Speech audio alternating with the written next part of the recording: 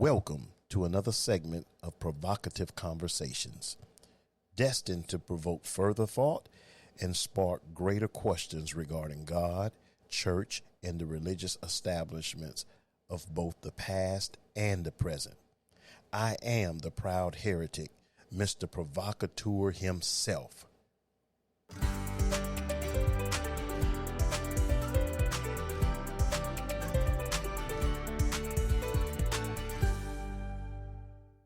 God's will must prevail, part 6.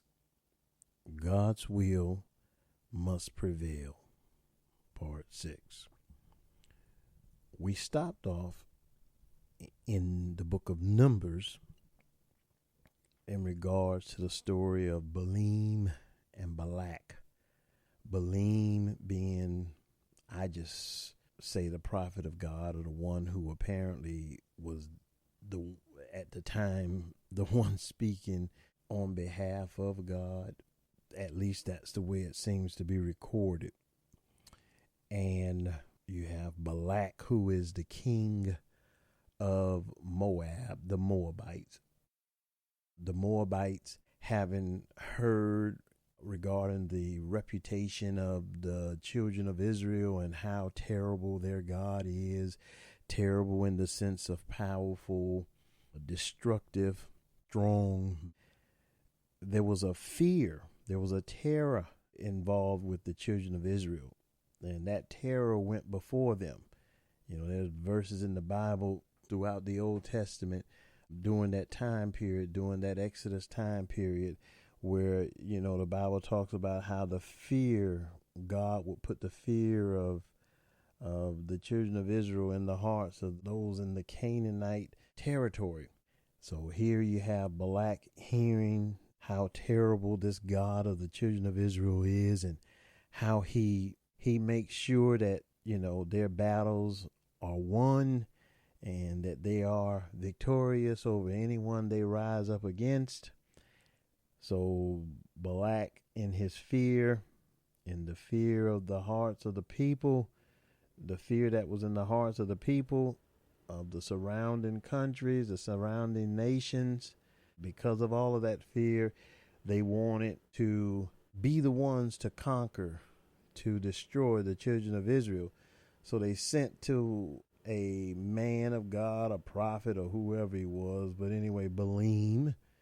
They sent to him to come and curse the children of Israel for them, in hopes that they might get the upper hand and then destroy the children of Israel. And Hmmmmm quickly found out that I cannot go against the will, the purpose, and plans of God, no matter how hard I try. No matter what you tell me, O king, to do, I cannot do, King Balak, what you would desire of me to do to the children of Israel, because it is not in my power, nor of my will, nor within the confines of my might, that I can go against the hand of God, that I can go against the purpose and the plans of God, that I could usurp my so-called will, my so-called purposes and plans above and beyond God's will, purpose, and plans. That won't happen. That can't happen. God eventually tells Hmmmmm that he can only speak what God speaks, and that he can never speak beyond what God has spoken. No one can go beyond or beneath what God has already spoken. It has to be in compliance with what God speaks. He has no power. Hmmmmm said that he have no power at all to say anything other than that which God has put in his mouth to speak. But somehow today we've gotten to this point in our religion, to this point in our theology, to this point in our human foolishness, our human ignorance, and our human wisdom, that we now see ourselves as having this. We are creatures of choice. We are creatures of will. We have this freedom to choose. We have this freedom to do whatever it is we want to do. And God will never cross your will, and he'll never go against you. Never will he do it. God's will doesn't even matter. Your will is what matters. That's basically what people are saying. God's will shall never prevail above and beyond your own. God will never force himself upon you. And then we read the verse, the areas that as Balaam was riding out toward, I guess they were going toward Balak or toward the Moabite country or maybe towards the Israelites, the angel of the Lord stepped in and stood in front of the way. And the donkey that Balaam was on, the horse that Balaam was on, the horse saw, or the donkey saw what Balaam did not see. The donkey saw the sword of apparently God, the sword of the angel standing there blocking his way, and Balaam began to hit and kick the horse or whatever he did along those lines. All those little miniature details, we get so caught up on the details that we miss the principle. We miss the allegory. We miss the true essence. So I don't get caught up on all of that little small stuff because it's only a matter of just going back and reading. Yet, was it a donkey or a horse? Oh, yeah, it was a horse. I mean, you can figure that out. That's not a big issue. You know, was it an apple? Was it an orange? You know, what was it, a big juicy strawberry, or was it a pomegranate? You know, was it a mango that Eve ate? You know, it don't matter, y'all. It don't matter. We get so hung up on the small issues. It just don't matter. That does not change the storyline. Man. Anyway, so here we see the horse being stopped by God. And then the horse tried to squeeze by, hurt Balaam's foot. Balaam got madder. And then it says the angel blocked it where the horse couldn't go any further. Wait a minute now. I thought that today's teaching and today's theology is that God cannot stop you from doing what you want to do. God's will cannot excel or exceed or overpower or prevail over your will. God will never come in between what you want to do. But somehow, this donkey, this horse, Balaam, they were not able to go any further. And then, you know, it says, and don't you realize that the horse or the donkey, what stopped you from being slain? You would have been killed by God. Would he have been killed by God? Honestly, would he? I don't think so. Is that what God is doing? Jesus didn't kill Judas, and he was a devil. So y'all say, Jesus didn't kill the woman caught in adultery, and she had done some things. Where do we get these teachings from? Where do we get these misunderstandings of God, these concepts, these perceptions? Where do we conceive these things from? Is it from man? Is it from tradition? I know a lot of it is from this flawed book. Yes, it is flawed. And the only reason that you think that it's not is because it has become your God rather than God himself. The only reason that you think that it's not is because you believe that everything in it is supposedly true, yet you don't live half of it, but you believe it. It messes up your storyline. It messes up your theology. It messes up your traditions of men. It messes up your oral laws. Anyway, so we'll go ahead on and pick up on Numbers chapter 23 within the same story itself. And we're going to skip around in this. And you can read the whole chapter. I've read it multiple times.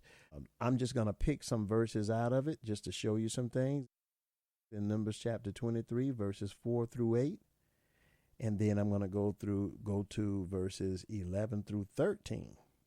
And then I'll hit verses 18, 20, 23, and then 25 through 27. Verses 25 through 27 in the New King James Version. So verses 4 through 8, it says it like this. And God met Balaam And he said to him, I have prepared the 7 altars, and I have offered on each altar a bull and a ram. So Balaam said to God, I prepared an altar, and I've brought the sacrifices. Then the Lord put a word in Balaam's mouth. Now, understand this here. God put a word in Balaam's mouth. Do you know many times when how would I say this here? The will of God must prevail. Whatever God's will is what his word is. Not this written book, okay, people? Not this written book. It wasn't this written book the Lord put in his mouth, okay? The Lord put a word in his mouth. Hear me. Oftentimes we think that it's prayer that God has moved upon, that changed, so-called changed God's mind, changed God's way of doing things. God altered his thinking, and we think that it's God, or we think that it's our prayers that did that. The effectual, fervent prayers of a righteous man changes God, changes the will, the purpose, and plan of God. No, oftentimes the things that we speak, the only reason that we see them come to pass is only because they're the very things that God put in our mouths or in our heart to speak forth. So he's really not giving us the desires of our hearts as much as he's given us the desires of his heart that he has placed within us. For we have the mind of Christ. Then the Lord put a word in Balaam's mouth and said, return to Balak, and thus you shall speak. So he returned to him, and there he was, standing by his burnt offering, he and all the princesses of Moab. It may not say princesses, but it's princes, but anyway. And he took up his oracle, and he said, Balak, the king of Moab, has brought me from Aram, or Aram, from the mountains of the east. So this is Balaam talking. Come, curse Jacob, the children of Israel, for me, and come, denounce Israel. Now this is what Balaam is saying that Balak sent to him to come and do. And then in verse 8 he says, how shall I curse whom God has not cursed? I can't curse who God has not cursed. I can't go against the will, the purpose, and plans of God. Who do I think I am? Who do we think we are? Adam, who do you think you are? Adam, how did you become so pompous, pious, and religious in your thinking? Who made you God for a lifetime? Where did this come from? That we have the power to change the will, the purposes, and plans of God. Huh? That's why no one should have a problem with the title of this entire series of messages, which is the will of God must prevail. Not your will, but God's will. His will, which includes his plans and his purposes, they must become reality. They must become the reality. I submit to you that they are the reality. They are in the process of becoming the reality. The Lamb was slain before the foundations of the world, yet in the fullness of time, the Lamb came and dwelt among us. It had already become, because he was slain before he was slain. And yet it was becoming as time progressed. It was becoming. And when it got to that point in the fullness of time, Christ came. In due time, he came, and then everything became. But it had already become, but it's in the process of becoming. Within each of us, we need to maintain our consciousness of the fact that not only have we become whatever God's will, purpose, and plan is for our lives, we are coming to be. It is coming into being. We are coming. We are becoming everything that God has willed, purpose, and planned. And there's nothing that we can do to curse what God has not cursed. There's nothing that we can do to denounce what God has not denounced. And that's what Balaam was trying to tell Balak. I cannot change what God has not denounced. How shall I curse whom God has not cursed? How shall I denounce whom God has not denounced? You cannot, I don't care what you think about your so-called will, you cannot usurp your will, your authority, your purposes, and your plans above God's and then succeed. No, the will and purpose of God will succeed. It will prevail against yours and against any and everything. That's why the Bible talks about no weapon formed against. Sometimes we form our own weapons by way of our so-called will, by thinking that it is our will, that it is our plans, that it is our purposes that we are able to carry out outside of God's. No, it says no weapon formed shall prevail. No weapon formed against you in regards to what God has willed, what God has purposed, what God has planned to take place can prosper above and beyond that which God has already spoken. In other words, it really goes to the verse that talks about his words will not return to him void.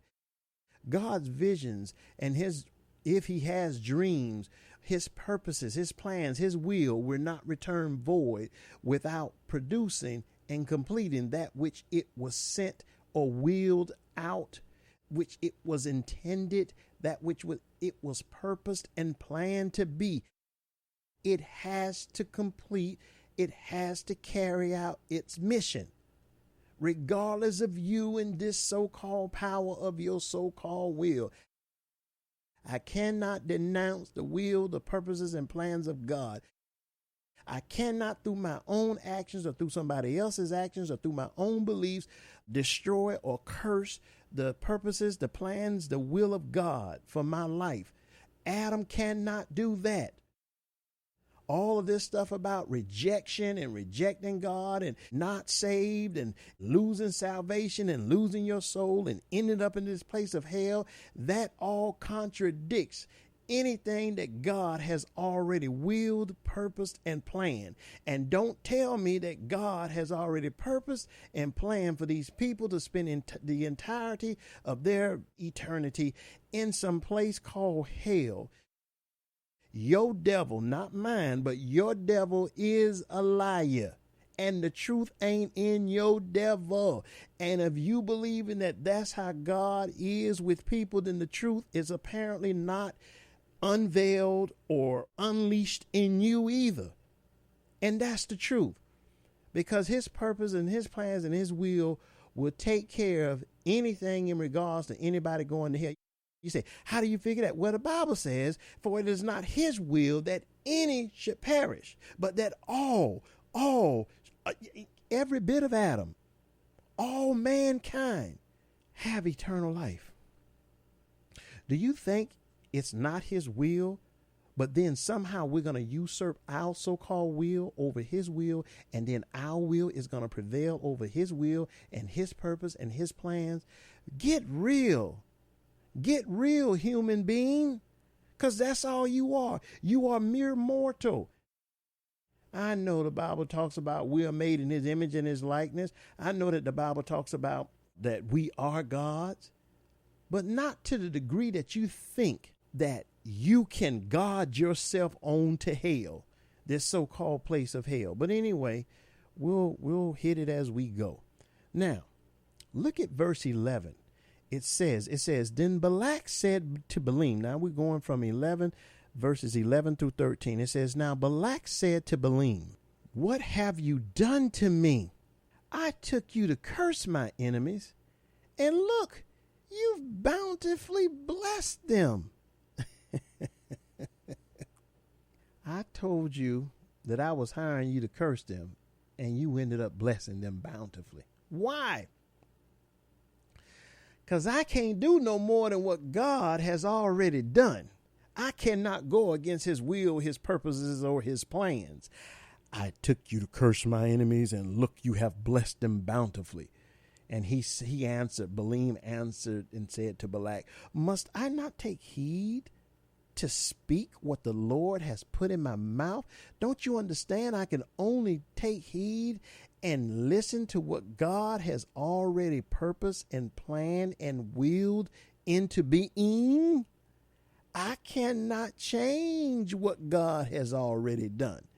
Then Balak said to him, please come with me to another place from which you may see them. You shall see only the outer part of them. He's talking about the children of Israel, and shall not see them all, because there's so many of them. Curse them for me there. When you see them there, when I bring you and show you them to you, curse them. Look at verse 18. Then he took up his oracle and said, rise up, Balak, and hear.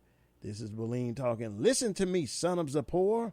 And then look at verse 20. It says, behold, I have received a command to bless. So now it's like the Spirit of the Lord came upon Balaam, and Balaam is only able to speak that which God has put in his mouth. Is that God was putting it in his mouth as he was speaking, or did God already give him that prior to? Either way, he could only speak what God was speaking. We can only speak what God is speaking. We can only do what God is doing. His plans and his purposes must become the reality, have become the reality, are becoming the reality, must become the reality within you, because his will must prevail. So he says, behold, I have received a command to bless. He has blessed, and I cannot reverse it. Don't you know you cannot reverse the will, the purposes, and plans of God? Where do we get off thinking that we are reversing anything? Where do we get off thinking that God's will does not have the ability to prevail? Only your will has the ability to prevail. Only your plans and purposes are the reality. No, no, no, no. He has blessed, and I cannot reverse it. I cannot reverse that which God has already done. Don't you know that's the good news about salvation? No man, no woman, no boy, no girl can reverse what God has done. Understand this here. The Bible says it's by loving kindness have I drawn them, have I enthroned them, have I intertwined them into me. Don't you know that when you're in the throngs of God's love, when you've been wooed into the love trap of God, don't you know that you cannot get out of that? Don't you know even more that you would not want to get out of that? What would make you want to get out of that? You know, these people who claim they have all of these visions and dreams and, you know, of going to heaven and all. And you'll hear some of them say, and I didn't want to leave. I didn't want to come back. Well, why don't you keep that? Why would you think that anybody could give their life up? Or should I say, could deny God or deny Christ or deny so-called salvation?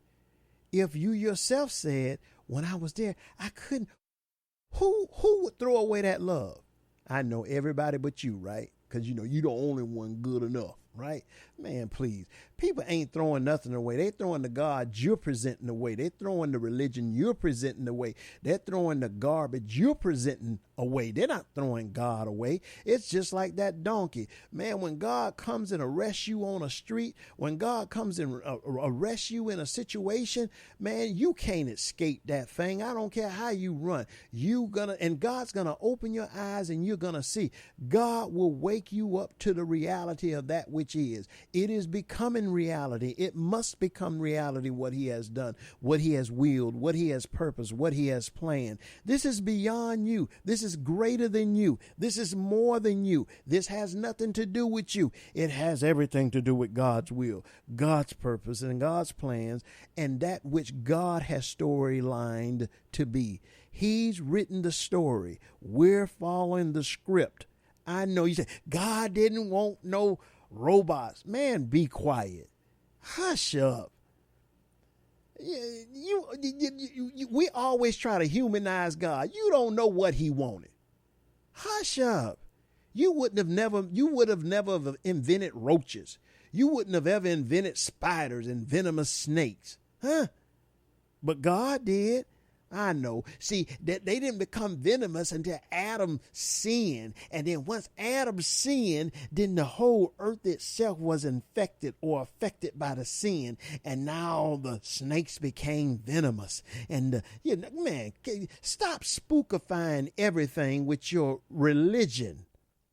You have nothing to back any of that up with other than your own mental concepts that have nothing to do with nothing solid upon truth. First of all, everything was delivered before it was ever so-called delivered. Why? Because the Lamb was slain before the foundations of the world. Before the world needed deliverance, deliverance was already there. So God wasn't tripping no kind of way. It is what it is. Can we explain it all? No. Can I explain it all? No. But you know what? You can't either. You can't either. That's right. You can't. I don't care what kind of collar you got on. I don't care what kind of title you have on.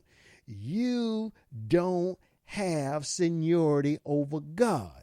You don't have seniority over his will, his plans, and his purposes. And you don't have the answer to it all. So why don't you stop trying to play the role of God and just submit to the purposes and plans and will of God? And maybe you will start discovering some things in regards to God. And maybe your concept can line up with truth. Maybe your precepts will be upon other precepts that are founded upon truth.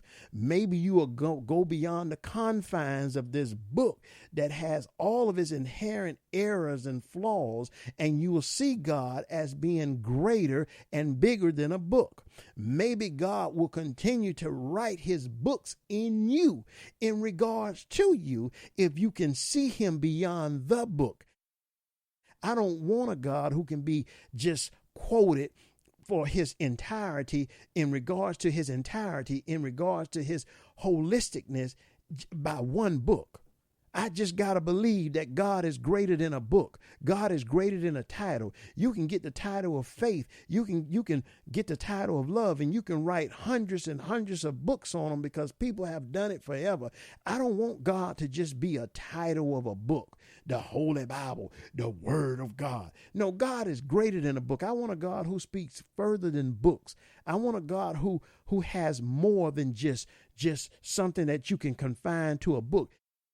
He ain't speaking a whole hell of a lot if it's just 66 books and that's all he's speaking.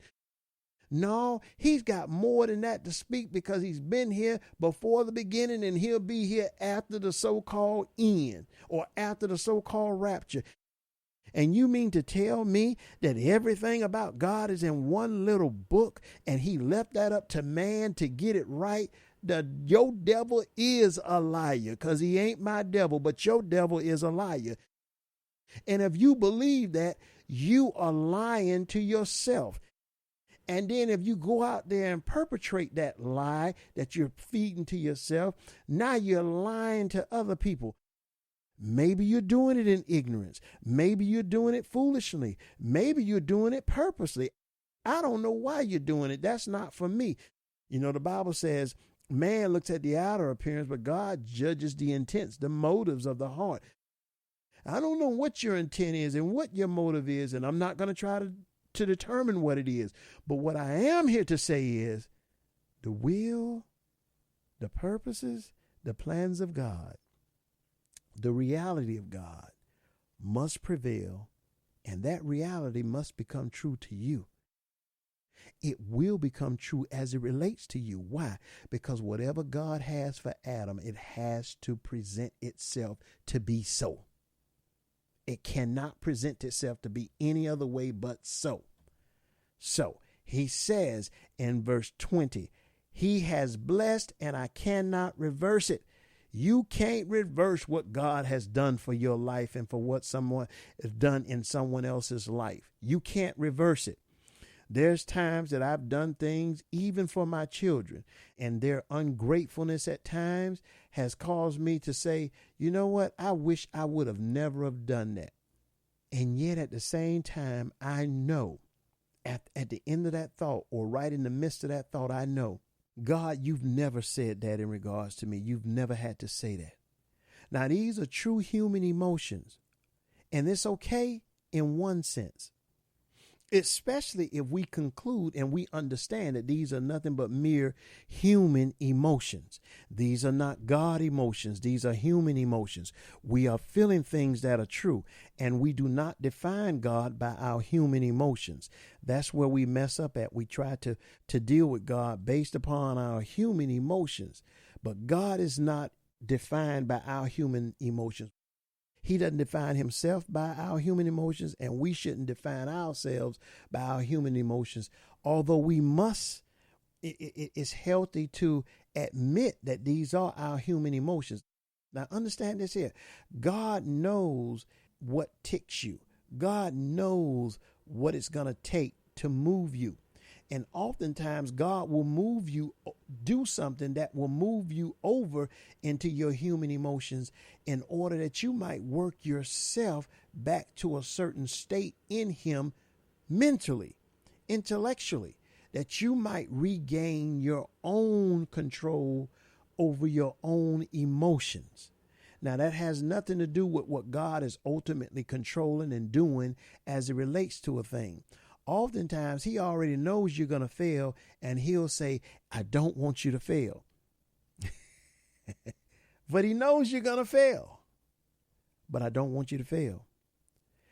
I want you to go, and I want you to win. And you go there and you lose. And you say, but God, I thought you said you wanted me to win. He said, I did. But that didn't mean that I didn't know that you were going to lose. But I want you to go into that fight with a win-win attitude.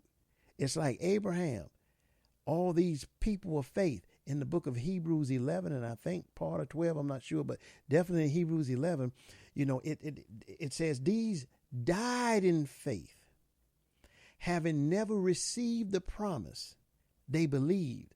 See, God wants you to believe a thing even if it doesn't come. You're like, well, why would he? I don't know. It's just what he does, because his will and his purposes and his plans are what ultimately becomes or are the reality, period, beyond and above ours. So he has blessed, and I cannot reverse it. Then in verse 23, it says, for there is no sorcery against Jacob, nor any divination against Israel. He said, listen, there is no sorcery against Jacob. You cannot do anything against them. There's no divination. You can't put a curse on them. Why? Because God has not cursed them. You can't say, well, what about these so-called witch doctors? And what about these so-called root workers and all that? There is no sorcery against Jacob. There is no divination against Israel. How can I bless whom God has not blessed? How can I curse whom God has not cursed? I remember when I was in South Florida in the 90s, in probably 1998 or 1997. It was probably 98, 97, when I was living down there and I was doing juvenile delinquency work with the state of Florida, where I was doing probationary work, and I would be the field person, the field type officer who would go out and gather information for the other counselors inside, or the probationary counselors inside of the office. I like South Florida. I grew up in South Florida. So I knew the area well, and I knew how to deal with a lot of the people down there. I knew the mindset for the most part.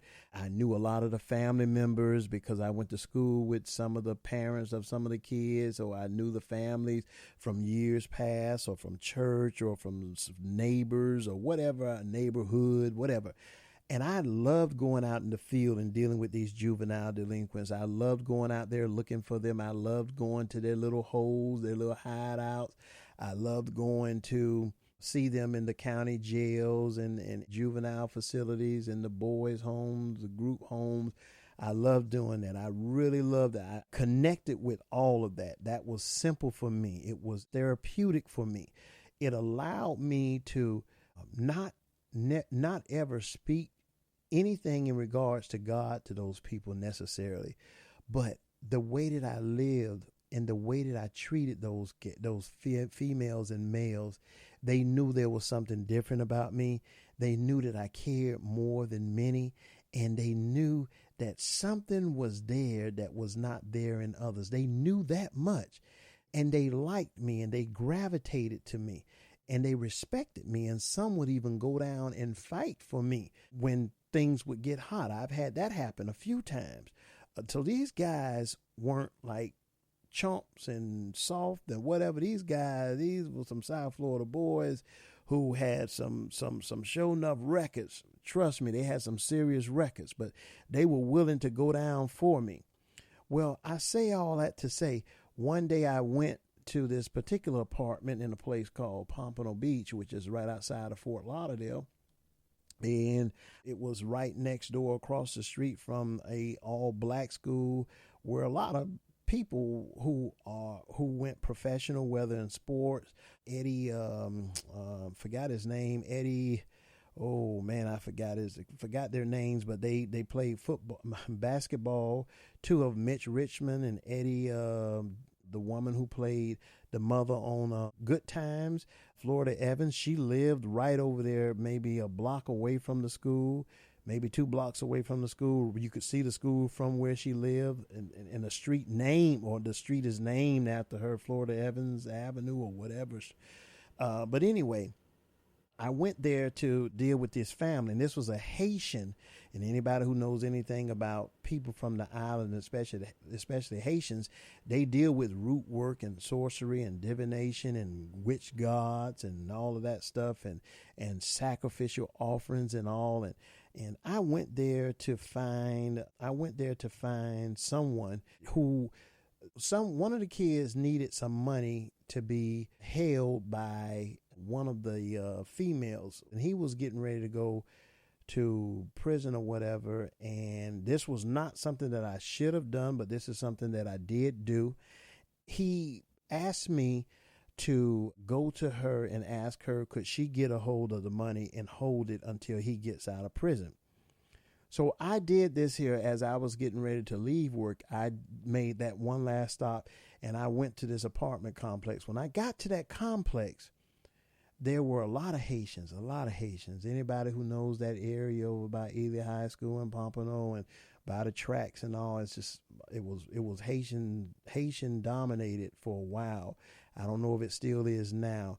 Anyway, I was going up some stairs, and people were looking at me like I was crazy. It was real run down, real poverty stricken. And when I got halfway up the stairs, I saw, I think, blood. And then I saw a dead chicken at the top of the stairs. And someone said, don't go over that dead chicken, because if you step over that dead chicken, you're going to be cursed. So they put it there for somebody else. Come to find out that that wasn't the right staircase anyway for me. So, it was my pleasure to go back down those stairs. But what it says right here in verse 23, you say, you mean to tell me you told me all that to tell me that? Yeah, it's more to it, but I'll leave it at that. It says here, for there's no sorcery against Jacob, nor any divination against Israel. None of it can prevail when God's will and his purposes and his plans are at play. It says in verse 23, it says, it now must be said of Jacob and of Israel, oh, what God has done. Why? Because what God has done, can't nobody touch. What God has done, can't nobody change. That's basically what they were saying. He was saying, King, I can't change what God has done.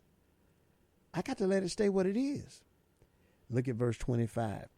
It says, then Balak said to Balaam, neither curse them at all, nor bless them at all. Can't curse them at all. You can't bless them at all. You can't do nothing. You just gotta leave them like they are. So Balaam answered and said, did I not tell you, saying all that the Lord speaks I must do, because I'm limited to only what God does or what God has done in a person's life? I can't touch Adam beyond that which God has already purposed and planned. Then Balak said to Balaam, please come. I will take you to another place, and perhaps once I show you them from that angle of things, it'll please God that you may turn around and then curse them from that place. He just trying hard. If I could just get you to curse him. So now we'll look at one more area, and then we'll be finished with this story. Look at chapter 24, verses 1, and then we're going to go to verses 10 through 13. So 24 and 1 of Numbers, it says, now when Balaam saw that it pleased the Lord to bless Israel, he did not go as at other times. It says, ain't no need in me going because the king want me to do something, because I already see that God has already chosen to bless them, and I can't change what God has already chosen. He did not go as other times to seek to use sorcery, but he set his face toward the wilderness. Now, here's my question, and I don't know. That's why I said I believe that Balaam was a prophet, but I'm not sure. But why was Balaam seeking to use sorcery to get a word from God, to get guidance from God? I'm not sure. Was he? Was he really but anyway, whatever the case is, God still spoke with him. That's something, because that breaks tradition. That breaks church order. God uses even those type people to get his words across. See, nothing Adam does hinders God from doing and being what God is going to do and be. But he set his face toward the wilderness. In other words, he decided to go a different route. He didn't go to mess with the children of Israel. Then Balak's anger was aroused at Balaam because he didn't go, do what he wanted him to do, which was curse them. And he struck his hands together. And Balak said to Balaam, I called you to curse my enemies, and look, you have bountifully blessed them these 3 times. Now, therefore, flee to your place. I said I would greatly honor you, but in fact, the Lord has kept you back from honor. The Lord has kept you back from honor. The Lord has stopped you from being honored. It's sometimes, it's good that God stops us from being honored by man. It's good that churches don't accept us. It's good that people don't see us in light of who we are sometimes. Why? Because it keeps us humble. It keeps us from being pressured to do the wrong thing, or should I say the thing that would not work forth the plan and purposes of God if indeed it was able to be carried out. But it keeps us from going on dummy runs to even think that we need to go those routes. Oftentimes, we go routes that they're going to be routes in futility because it's not going to produce, just like Balaam. Balaam realized, you know what? I just keep running after Balak and doing what he tells me to do and going here and going there. I don't care what angle I see the children of Israel from. I don't care what Balak tells me he'll give me, no matter what threats he puts at me. And there is no divination. There's no sorcery. There's nothing that can go against the hand of God. There's nothing that can go against the will, the purposes, and the plans of God. And I would just be spinning my wheels if I keep running around this countryside trying to appease him and do what he wants me to do when, I'm limited to only what God speaks and says. God has kept you back from honor. God has kept you back from that promotion. God has kept you back from. Why? Because it all works together. And God knows when to promote you, when to elevate you, when to move you forward, and when to keep you where you are, or when to even move you backwards. So Balaam said to Balak, did I not also speak to your messengers whom you sent to me, saying, If Balak were to give me his house full of silver and gold, I could not go beyond the word of the Lord to do good or bad of my own will. Of my own will. You mean to tell me God kept this man from being able to do what he would have willed himself to do? What he had the will and power to do, God kept him from doing it? Exactly. So anybody who sits here and tells you that God would never go against your will, that God will never work against what you want to be, well, you can just tell them right there, that is a lie. Your devil is a liar. That is not true. Because he just said, I cannot of my own will do any of this. Why? Because if God hadn't said it, I can't say it. So he says, what the Lord says, I must say. I must only speak what God has said. I can't speak from my own will. Why? Because God's will is what shall prevail. God's way, God's purposes and plans in regards to the children of Israel, God's purposes and plans in regards to Adam, mankind, God's purposes and plans regarding you must become reality, because it is the reality. Because once God speaks a thing, it is in accordance to that which he has spoken, and that cannot be changed by you, me, or anyone else. Your will, your way, your purpose, your plans, your so-called freedom to choose, freedom of choice, your free will, so-called free will. Okay, your free will is a bunch of hocus pocus garbage. I know it goes against everything that seems right. It's hocus pocus garbage. And if it's not garbage, then you need to stop using that verse, no weapon formed against you shall prosper. Because the people formed weapons against you, they did that in accordance with their will, and it still ain't prospering. Why? God doesn't cross their will. Why ain't it prospering? That's their will at work. I should have you don't have a will when you don't have a freedom to do it and not be punished for it. The fact that there's retribution for it, the fact that you can be arrested for it, the fact that whatsoever man soweth, that shall he also reap, if you're going to take that literally. The fact that I got to reap something means I don't have a free will. There's nothing free about it. I'm paying a price for that. It goes against itself. It falls on the face of its own self. A lot to think about, huh? Well, just give it some time to think, and let's move on to the next one. How about that? Let's do that.